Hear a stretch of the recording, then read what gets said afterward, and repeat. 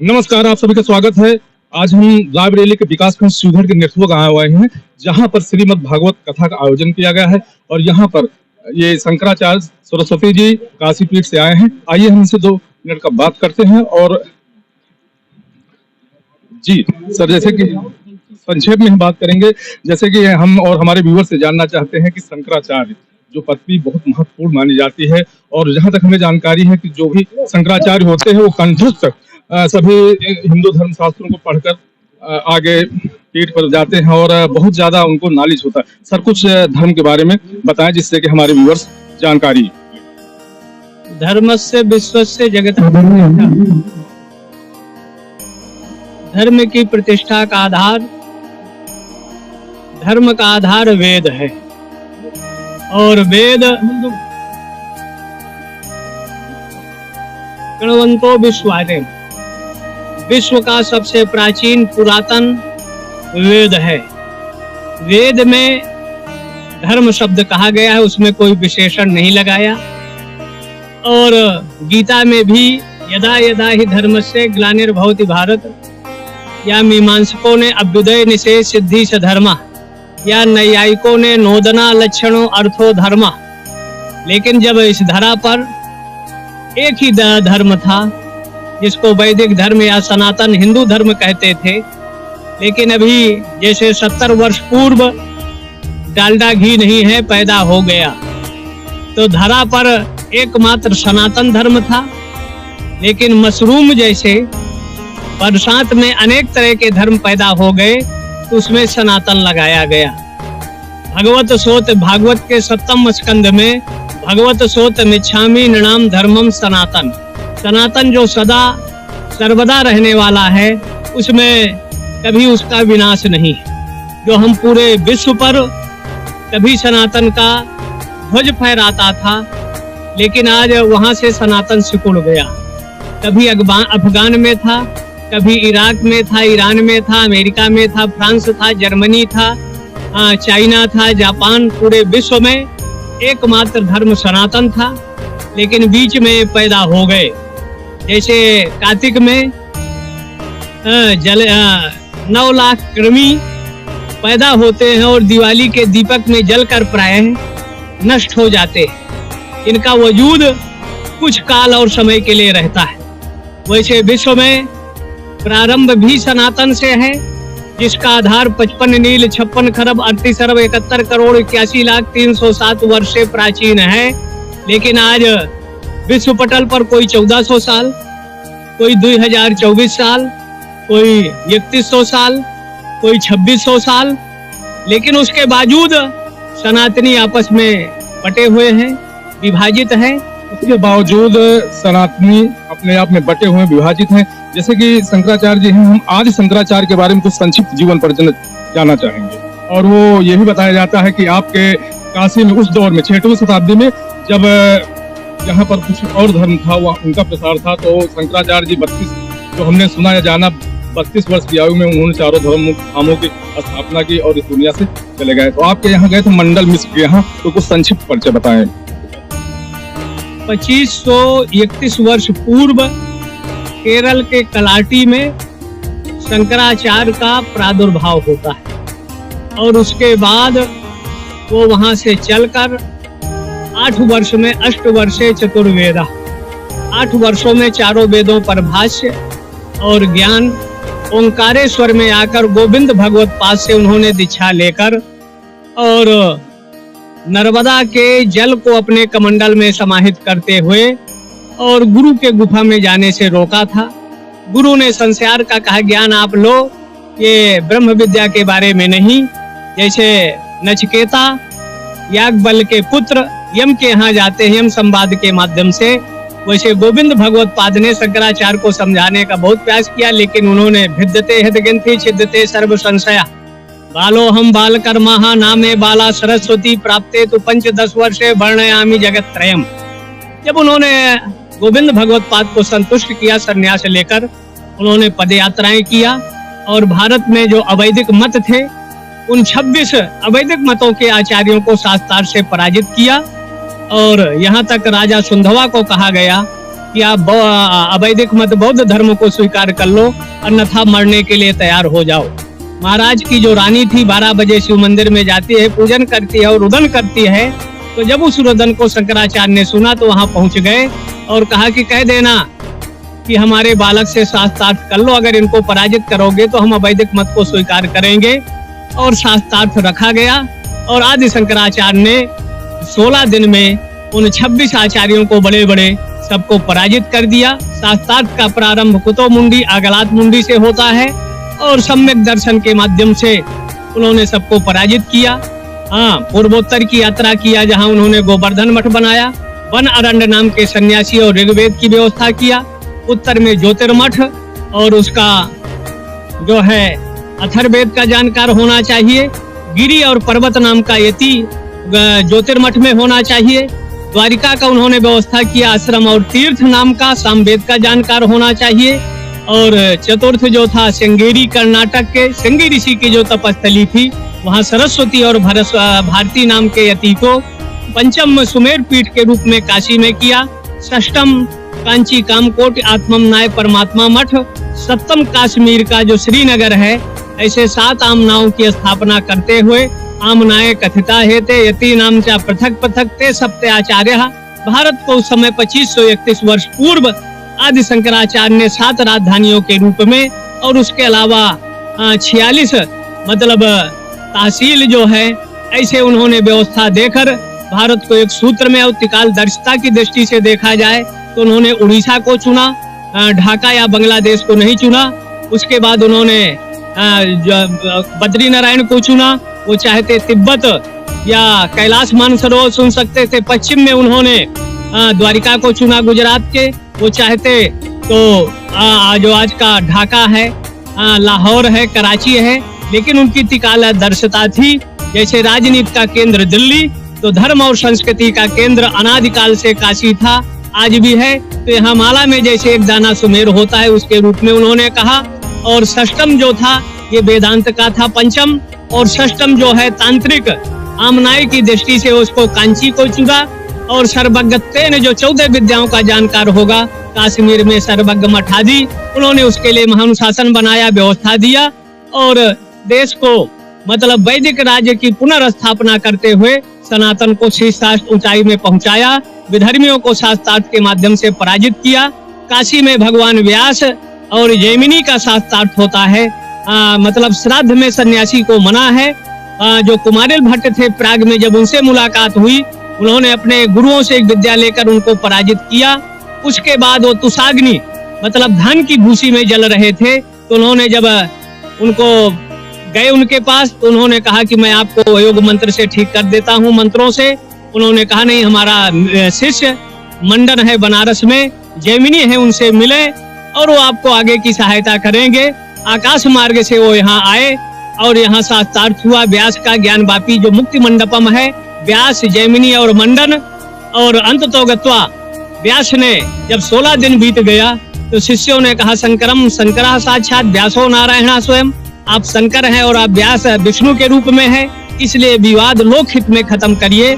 तो उन्होंने कहा कि आपको ये काम करना है। तो 8 वर्ष से उन्होंने 16 वर्ष व्यास ने किया, कहा ये भी कम है। तो व्यास ने और जैमिनी ने 16 व 32 वर्ष की अवस्था उनको दिया। उन्होंने देश को एक सूत्र में जोड़ा और जोड़ने के बाद कैलाश गमन जो केदार जी है, वहां से कैलाश की ओर गमन कर गए और मठों के माध्यम से देश को एक सूत्र में बांधते रहे। उन्होंने अपने जीवन में कार्य किया। जैसे कि आप हमारे चैनल के माध्यम से सनातन धर्म और हिंदू धर्म को मानने वाले जो भी लोग हैं, उनके विषय में कोई संदेश होगा? सहयोगी अंकर राही साहब विपिन पांडे। शंकरानंद सरस्वती पर्यंतां वंदे गुरु परंपरां। नारायणं पद्मभवं वसिष्ठं सत्यं च तत्पुत्र पराशरं च व्यासं सुखं गौड़पदं महान्तं गोविन्द योगीन्द्र मथास्य शिष्यं श्रुते स्मृते पुराणानां आलयं करुणालयं नमामि भगवत्पादं शंकरं लोकशंकरं। 2 मिनट भगवान का नाम ले। ये पंचम दिवस की कथा का सत्र चल रहा है। तो पंच पर अगर हम विचार करें तो पंच देवता हैं और उन पंच देवताओं की पंच प्रकृति है। उस पंच प्रकृति के पंच देवता आदित्यम गणनाथम रुद्रम च केशवम पंचदेवभ्युक्तम सर्व कार्येषु पूजयेत्। सनातन धर्म का जो भी कार्य प्रारंभ होता है इन्हीं पंच को आधार लेते हुए। तो पंच देवता कौन है? आदित्यम गणनाथम, प्रत्यक्ष देवता भगवान भास्कर सूर्य है, जिसका हम वंदन अर्चन करते हुए उदुत्यं जात वेदसम देवम महंत केतवा दशे विश्वाय सूर्यम। मतलब विश्व के 6 अरब प्राणी जिसके उदय होने से कर्म पथ पे प्रवृत्त होते हैं। आरोग्यम भास्करम इच्छेत्। अगर अपने जीवन में निरोगता चाहते हो तो प्रातः काल स्नान कर 1 लोटा जल, 1 लाल पुष्प, कुमकुम अक्षत से भगवान भास्कर को जल देना चाहिए। दूसरे देवता हैं भगवान गणपति।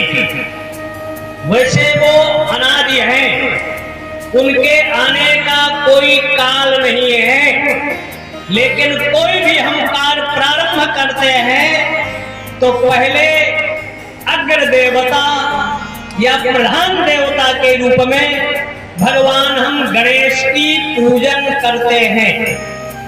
उसके बाद आते हैं भगवान रुद्र, शशांक शेखर पलयंकर भगवान शिव, जिस देश के राष्ट्र या कुल देवता के रूप में है। सबके आने का काल है, लेकिन शिव के आने का कोई काल नहीं है। मतलब ऐसे अद्भुत विलक्षण आधे अंग में 16 श्रृंगार और आधे अंग में काल के प्रतीक में सर्प, मस्तक पर चंद्रमा, वृषारूढ़ आदि अनेक दिगंबर दिशाएं ही जिनके वस्त्र हैं। अंबर माने आकाश ही जिनका ओढ़ने का वस्त्र है और पृथ्वी ही जिनका बिछौना है। वैसे शिव तमोगुण के अधिष्ठात्री देवता है। तमो काला होता है और सतोगुण के अधिष्ठात्री देवता है भगवान विष्णु। सतोगुण गौर होता है, लेकिन जब विष्णु का हम ध्यान करते हैं तो शांताकारम भुजग शयनम, मतलब सर्प पर शयन करने वाले। मेघ वर्णम, मेघ मतलब जो आकाश है, मतलब जो अलसी का फूल होता है, लोग काला समझ लेते हैं। नील वर्ण के रूप में भगवान विष्णु है, लेकिन जब शिव का ध्यान करते हो तो कर्पूर गौरम करुणावतारम, जो कपूर के समान गौर हैं। या ध्याये नित्यम महेशम रजत गिरिनिभम, जो रजत के समान गौर हैं। काल भी जिसका पार बाका नहीं कर सकता, ऐसे शशांक शेखर पलयंकर भगवान शिव की उपासना करने वाले मृत्यु पर भी विजय प्राप्त कर लेते हैं। विष्णु सृष्टि के पालन का आधार है और पंच देवता के रूप में अंतिम शक्ति तत्व है, जहां विश्व का राशिकृत सौंदर्य उपासना के रूप में उपास्य है। ऐश्वर्य से समग्रता, जहां संपूर्ण ऐश्वर्य और श्री से युक्त, जिसको हम राजराजेश्वरी त्रिपुर सुंदरी आदि शक्ति के रूप में भारत का जन शक्ति की उपासना करता था, इसलिए भारत शक्ति संपन्न देश कहा जाता था। ये 5 तत्व के पंच देवता हैं। जिसके शरीर में जिस तत्व की प्रधानता है, उस तत्व किसी देवता की अगर आप उपासना आराधना करते हो तो आपको लाभ होगा। लेकिन अगर आपके शरीर की प्रकृति जलमय है और अग्नि तत्व के देवता की आप उपासना करोगे तो लाभ नहीं होगा, रिएक्शन होगा या हानि होगी। इन्हीं पंच प्रकृति को लेकर जब सृष्टि की ये प्रकृति संतुलित रहती है तो समाज में सुख शांति समृद्धि, कहीं अनावृष्टि अतिवृष्टि सूखा भूकंप आदि नहीं आता। और ये जब पंच तत्व असंतुलित होते हैं तो पृथ्वी का संतुलन, प्रकृति का संतुलन बिगड़ता है, तो अनेक तरह की दैवीय आपदाएं राष्ट्र में आती हैं। आपके शरीर के जब पंच तत्व असंतुलित होते हैं तो अनेक तरह की व्याधि और बीमारी आपके शरीर में अटैक और आक्रमण करता है। तो पंच महाभूत है, पंच तत्व है, पंच प्राण है। आपके शरीर में पंच प्राण है, ज्ञान अपान ज्ञान उदान समान।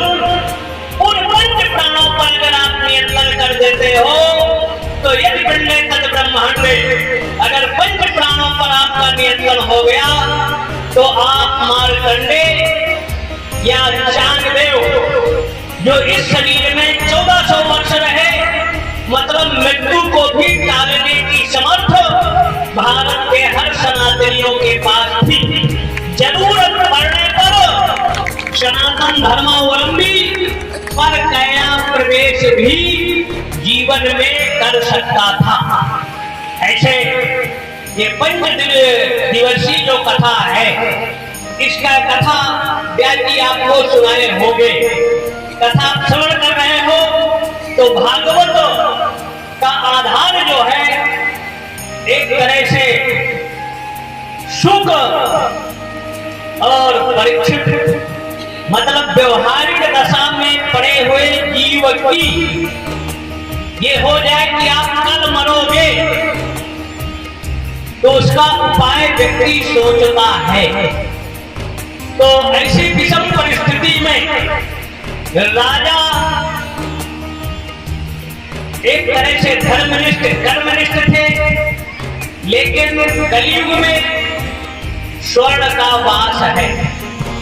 तो सोने जब कलयुग का भारत में प्रवेश आदि का प्रकरण आया, मतलब यहाँ के राजा इतने धर्मनिष्ठ थे कि कोई उनके राज्य में धर्म के विपरीत आचरण नहीं करता था, कोई मिथ्या भाषण नहीं करता था, अपने धर्म से कोई टिकता नहीं था।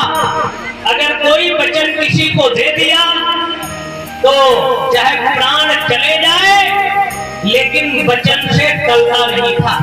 ऐसी विषम परिस्थितियों में राजा शिकार खेलने के लिए जंगल में जाता है, स्वर्ण का मुकुट धारण करता है और ऋषि 24 तत्वों के ज्ञाता होते हैं, 24 तत्वों को नियंत्रित करते हैं।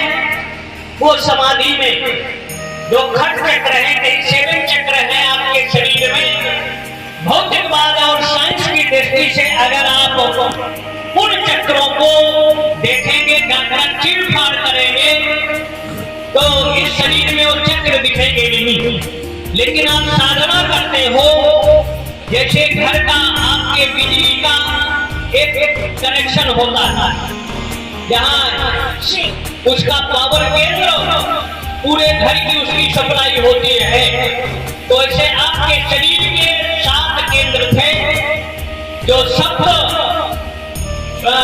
पुरियों का प्रतीक था, 7 स्वरों का प्रतीक था, 7 सारे गामा पधनी सानी धापा मगरे जो संगीत वाले गाते हैं, या 7 लोग नीचे या 7 लोग ऊपर आदि कई स्थितियां हैं। उन स्थितियों पर दृष्टिगत रखते हुए, ज्ञान रखते हुए, एक तरह से ऋषि के यहाँ जब आश्रम में गए, उन्होंने शिकार की दृष्टि कहीं मिली नहीं। शिकार तो प्राय जब जंगल में पद यात्रा व्यक्ति करता है तो प्यास लगता है, और ऋषि समाधि में है मतलब मूलाधार से यम नियम आसन प्राणायाम प्रत्याहार धारणा ध्यान समाधि बुधस्त्री और तिकस्त्री के मध्य के कुंडली को जागृत करते हुए खट चक्रों का भेदन करते हुए जहां शिखा रखते हो, जिसको सहस्त्र दल कमल पतंजलि ने योग के माध्यम से निरूपित किया, वहां उन्होंने इस विनाशी काया की अविनाशी तत्व को स्थिर कर तुर्यातीत भावातीत समाधि में जब स्थिर होते हैं और ऋषि सोचता है और राजा सोचता है कि हमको देखकर ये ऋषि ढोंग कर रहे हैं, पाखंड कर रहे हैं और हमको देखकर यहाँ पूछ कर बैठ गए। वहां एक मरा हुआ सर्प था, उसको उठाकर ऋषि के गले में डाल देता है और वहां जो गुरुकुल के शिशु थे वो जाकर ऋषि के पुत्र को बताया, तो नदी में वो सायंकाल की काल संध्या कर रहे थे, हाथ में जल लेकर वो संकल्प करता है कि जो राजपुरुष जैसे जन धारण करने वाले मेरे पिता या ऋषि का अपमान किया है, आज से 7वें दिन मृत्यु को प्राप्त हो जाए। तो जितने हम श्रोता हैं, 8वें दिन में किसी की मौत नहीं है, 7 दिन में ही है। और जब ये खबर ऋषि ने अपनी समाधि से बाहर आए, शिष्यों ने कहा कि आपके पुत्र ने श्राप दे दिया, तो ऋषि ने कहा अगर राजा नहीं रहेगा, क्योंकि धर्म का प्रतीक राजा होता है, राजा से समाज का शासन होता है, कुशासन का नियंत्रण होता है। उन्होंने खबर भिजवाया और खबर भिजवाने के बाद मतलब अनेक जगह के ऋषि लोग एकत्र हुए और सुखताल जो है मुजफ्फरपुर जिले में गंगा के तट पर वट वृक्ष के नीचे परीक्षित बैठ गए हैं। अनेक तरह के किन्होंने कहा कीर्तन करिए, उससे आपकी मुक्ति हो जाएगी। किन्होंने कहा वेद अनादि और से है, इनको श्रवण करिए। किन्होंने कहा उपनिषदों की ब्रह्म विद्या, इसको सुनने से हृदय हृदय छिद्यते सर्व संशय, आपके जन्म जन्मांतर कल्प कल्पांतर इन दिगंतरों की जो विद्या इसका उन्मूलन हो जाएगा, ज्ञान का प्राप्त हो जाएगा और ज्ञान लब्ध्वा पराम शांति। अनेक तरह के उपाय बताए और कोई समाधान नहीं मिला। अंत में व्यास के पुत्र सुखदेव जी का पदार्पण होता है, जो एक तरह से गर्भ से योगी है, संसार के पंच विषय, पंच कर्मेंद्रिय, पंच ज्ञानेंद्रियों के विषयों से अनभिज्ञ है और दिगंबर भेष धारण करते हैं। जब वो गए तो बहुत सी नारियां थी, स्नान आदि गंगा में कर रही थी, वो निर्वस्त्र होकर स्नान कर रही थी, उनको लज्जा का अनुभव नहीं हुआ। लेकिन उनके बाद उनके जब पिता वहां से जाते हैं तो महिलाएं निकलकर वस्त्रों को धारण करने लगी। आदि आदि बड़ी विस्तार से कथाएं हैं, जिसमें 12 स्कंधों में भागवत की कथा है, वंश मनु आदि के विस्तार आदि की, और उसमें भीष्म की स्तुति आदि का वर्णन है, परीक्षित की कथाएं हैं। उसके बाद वेदक स्तुति के माध्यम से विद्यावताम भागवते परीक्षा, श्रीधर वंशीधर ने भागवत पर टीका किया है, बड़े बड़े वैयाकरणों का, वेदांतियों का, और उद्धव जैसे ज्ञानी, उनको अहंकार ज्ञान का होता है, जो भगवान के एक तरह से अवतार होते हैं। उनका भी जब ब्रज में जाते हैं और ब्रज गोपिकाओं का सत्संग होता है और उनका ज्ञान का जो अहंकार है उसका भेदन हो जाता है। जो 1-2 दिन के लिए गए थे वो ब्रज छोड़ना नहीं चाहते हैं और नारायण का जो क्षेत्र है बद्रीनारायण, वहां वो तप आदि करते हैं। भीष्म पितामह जिनको इच्छा मृत्यु का वरदान था, लेकिन अवश्य में वो भोक्तव्यम कल्प कोटि शतैरपि, 100 करोड़ कल्पों में जीव को किए गए कर्मों का फल भोगना पड़ता है लगभग कहीं 58 दिन, कहीं 71 दिन उत्तरायण की प्रतीक्षा में जो चाहते संकल्प करते मृत्यु हो जाती, लेकिन पूर्वकृत कर्म बाणों की शैया पर पड़े रहे। जब वो कौमार अवस्था में थे तो रास्ते से जा रहे थे, सर्प रास्ते में मिलता है, उसको अपने बाण से उठाकर जैसे बबूल या और वृक्ष है उनमें कांटे रहते हैं, सर्प को डाल दिया। सर्प उनको श्राप देता है कि मैं बेगुनाह बेकसूर था, और उस सर्प की लगभग जितने दिन बाणों की सैया पर भीष्म पितामह रहे और वो बाणों की सैया पर थे, और अर्जुन और भगवान कृष्ण अंतिम समय भीष्म पितामह के यहाँ जाते हैं। अगर भीष्म पितामह दृढ़ता के साथ डांट कर कौरव और पांडवों को कह देते कि इतना बड़ा महाविनाश महाभारत का नहीं हुआ होता। जब उन्होंने अर्जुन को ज्ञान देने लगे, द्रौपदी का भी ज्ञान दिया, तो अर्जुन बड़े जोर से हंसे। तो पितामह ने कहा क्यों हंस रहे हो?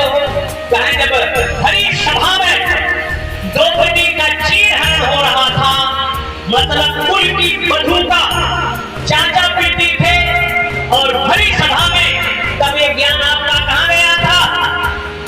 तो उन्होंने कहा मैं राजअन्न का सेवन किया था, जैसा खाओ अन्न वैसा बने मन। आहार शुद्धि सत्य शुद्धि सत्य शुद्धि आहार शुद्ध राजा का अन्न मदिरालय का भी है, वेश्यालय का है, श्मशान का है, धूत कीड़ा का है। कोई ऐसा मतलब टैक्स जो राजा लेता है, इसलिए राजा का अन्न सबसे अधम कहा गया, क्योंकि हर समाज से वो टैक्स लेता है। जैसे शोषण होता है, बादल समुद्र नदियों के माध्यम से जल समुद्र में जाता है और वह बन के पृथ्वी पर बरसता है, तो ऐसे राजा का दायित्व बनता था कि सूक्ष्म अंश से जनता का टैक्स ले, लेकिन जब अत्यधिक जनता से टैक्स लेता है तो उस राजा के राज्य में प्रजा जब दुखी होती है, जात राज की प्रजा दुखारी, सो नरक अवश्य अधिकारी। वो राजा स्वर्ग का अधिकारी नहीं, राजा में ईश्वर का अंश देखा गया है। राजा क्या से अगर सही निर्णय हो तो समाज में सुशासन कुशासन को मिलाकर स्थिति निर्मित होती है। जब उन्होंने कहा उस समय चाहते हुए भी इसका निर्णय नहीं कर पाया, और उन्होंने कहा कि आखिर किस कर्म का फल है, क्योंकि मैं अपने 7 जन्मों को देख रहा हूँ, मैंने कोई ऐसा कर्म नहीं किया। तो शरीर में स्थूल सूक्ष्म और कारण 3 तरह के शरीर है। भगवान कृष्ण ने सूक्ष्म शरीर लेकर पितामह को उनके पूर्व का जाकर बोध कराया, तो उनको सत्य का वो दृष्टांत स्थिति देखने में आ गया। तो इसलिए पद्म पुराण कहता है कल्पकोटि शतैरपि, मतलब जो हम कर्म करते हैं अवश्य में वो भोक्तव्यम कृतम कर्म शुभम, शुभ या अशुभ जो हम कर्म करते हैं, कल्पकोटि शतैरपि, 100 करोड़ कल्पों में भी उसका नाश नहीं होता। अगर हम अच्छा कर्म करेंगे तो अच्छा फल मिलेगा, और बुरा कर्म करेंगे तो बुरा फल मिलेगा। कोई नहीं किसी का सुख दुख कर लाता, निज कृत कर्म भोग सब खाता। कोई किसी के सुख दुख का कारण नहीं। एकादश स्कंद में भिक्षुक ब्राह्मण की कथा आती है। वो बहुत बड़ा धनवान था, लेकिन धन के मद में भाई का भी ध्यान नहीं देता था। जैसे बंबई का पूंजीपति था, 300-400 करोड़ था, लेकिन प्रमोद महाजन और वो भाई उसका पैसा मांगने लगा, नहीं दिया तो उन्होंने उसको मार दिया। तो अगर धन दे परमात्मा तो अपने भाइयों का भी परिवार का ध्यान देना चाहिए। और जब भिक्षुक ने ध्यान नहीं दिया तो जैसे आजकल ईडी है, सीबीआई है, या इनकम टैक्स है, या चोर है, उसके यहाँ छापा पड़ा, टैक्स चोरी किया और राजा उसका सब धन सिपाही ले गए, वो मतलब गरीब हो गया, कंजूस हो गया, और गरीब होने के बाद वो जैसे आपका ये गांव है, ऐसे गांव में घूमने लगा। शरीर के कपड़े फटे थे, और जब घूमने लगा तो बच्चे लोग उसको ढेला मारने लगे। जो बूढ़े जवान थे, कहे इतना धन का अहंकार था, हम लोग मांगे तो मदद भी नहीं करता था, और आज ये इसकी स्थिति है। आदि आदि तो बड़े दुखी होकर कहता है, ना हम जनों में सुख दुख है, तो मेरे सुख या दुख का ये मेरे बंधु बांधव नात रिश्तेदार नहीं है, तो है कौन? ये ग्रह नक्षत्र भी मेरे दुख का कारण नहीं है। मेरे दुख का कारण निज कृत कर्म है। तो भिक्षु गीत के माध्यम से ये हमको शिक्षा मिलती है। भगवान कृष्ण 8 संतानें हैं। जैसे 75 में सरकार ने कानून बनाया कि सनातनी 2 बच्चा पैदा करे, और उस समय 20 करोड़ लोगों की तत्कालीन सत्ता ने नसबंदी करा दिया, नौकरियों में प्रतिबंधित किया।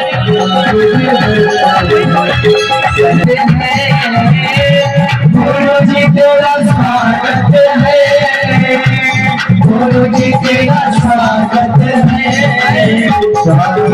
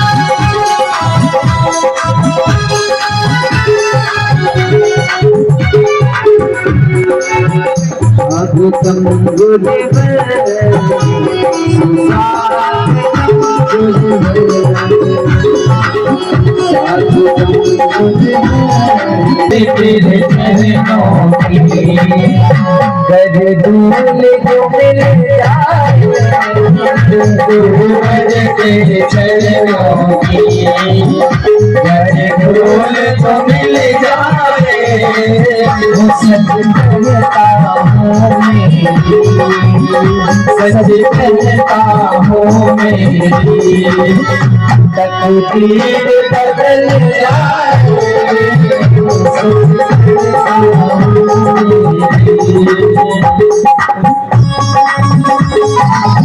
ये सदगुरु भगवान की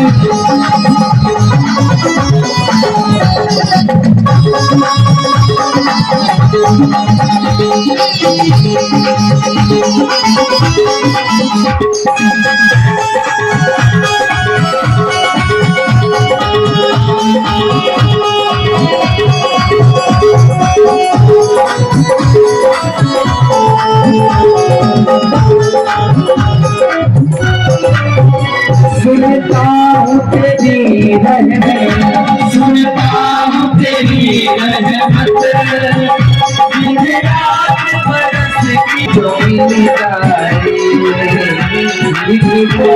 जो मिल जाए, तकदीर बदल जाए, ये जो मिल जाए, तकदीर बदल जाए।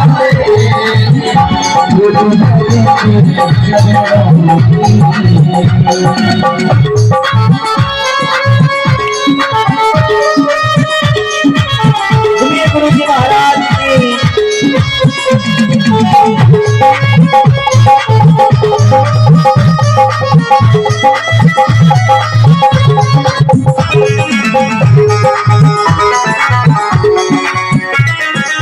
और इसी बीच में सदगुरुदेव भगवान जी आदरणीय सुमेर पीठाधीश्वर